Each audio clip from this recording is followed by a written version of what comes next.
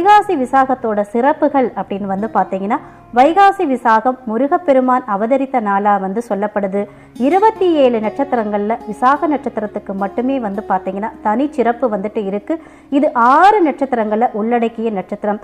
முருகப்பெருமானும் 6 திருமுகங்களுடன் ஒரே உருவமாக திகழ்வதால் இது முருகப்பெருமானுக்குரிய நட்சத்திரமா சொல்லப்படுது. அதே மாதிரி முருகனுக்கு எடுக்கப்படும் மிக முக்கிய விரதமான கந்தசஷ்டி விரதம் ஐப்பசி மாத விசாக நட்சத்திரத்தன்னைக்கு தான் துவங்கும்.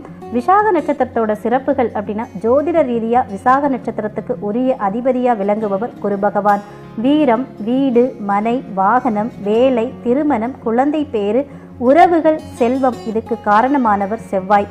செவ்வாய்க்குரிய தெய்வமாக இருக்கிறது முருகப்பெருமான். குருவிற்குரிய விசாக நட்சத்திரமும் செவ்வாய்க்குரிய தெய்வமான முருகனுக்குரிய தினமும் ஒரே நாளில் இணைந்து வருவதால் வைகாசி விசாகம் தனிச்சிறப்பு வாய்ந்த நாளா கருதப்பட்டுட்டு வருது.